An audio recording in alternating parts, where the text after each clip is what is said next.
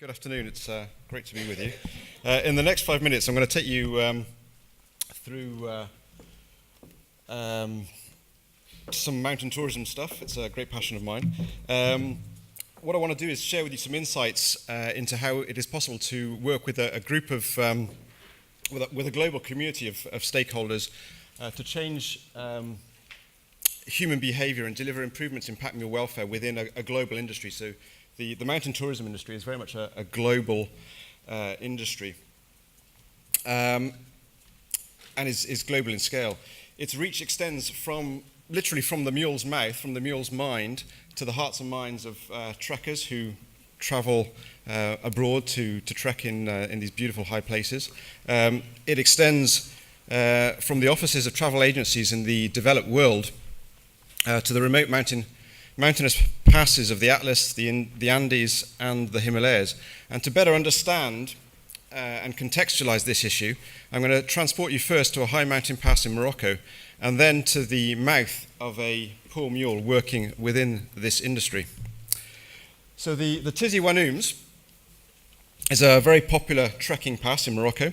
At 3,680 meters, it is high, remote, and treacherous. And it is here that every year, weak, overloaded mules fall, suffering injury and death. What have we got? Hang on. But the key question is, who sees them fall? Who cares about it? And who is responsible? Sadly, it's the mule's owner who is left picking up the pieces, his family who helps him cope with the loss. The clients generally travel separately and rarely see what is happening. The companies and their staff down in their cozy offices, whether that be in London, Paris, New York, or Marrakesh, are equally blind, failing to see the impact of overloading, of poor team selection, of poor handling, and the resulting accidents. And because they do not really see, they neither care nor understand that they are complicit in the overloading, complicit in the forced labour of sometimes aged, weak, thin, and even arthritic mules, on this kind of terrain. So complicit in this exploitation of mules and their owners, and very much responsible for the welfare problems affecting their workforce, but oblivious, to that.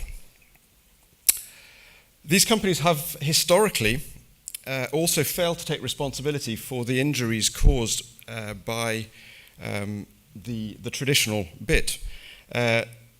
Taking responsibility means seeing and accepting that one is complicit in the problem, and therein lies the challenge. These terrible injuries are all too easily attributed to the bit, and that would be a pretty common sense analysis of the situation. It's an obvious cause and effect relationship, or a mechanical cause and effect relationship, I should say. They can also be blamed on the handler's handling, the relationship between the handler and the mule. And the buck often stops there, allowing companies to deny any responsibility for the way the owner treats his mule.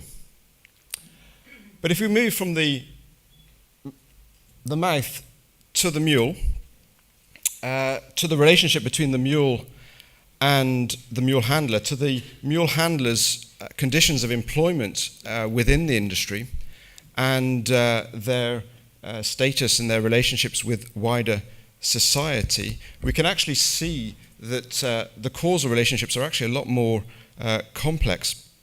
And we can say that bitting injuries literally have a whole host of possible causes. This kind of ecosystem view of the relationships in which the mule is caught up in thus allows us to see that responsibility is indeed more widely shared.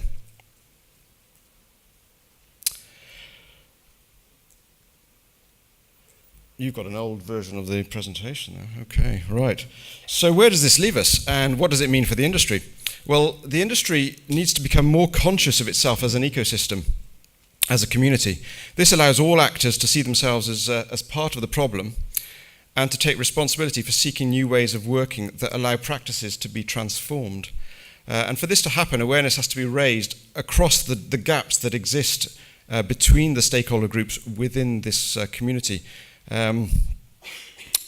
that in itself is the challenge, but that is what is required for this whole community to start working together to establish a negotiated solution.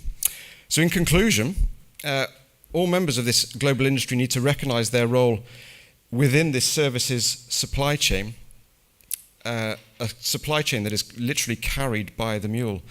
Each stakeholder has a responsibility to the mule, and it is only by working together that gaps in awareness can be bridged and collaborative projects established that deliver sustainable community-wide change for the mule. And I'd be happy to tell you more later on how that is actually being delivered.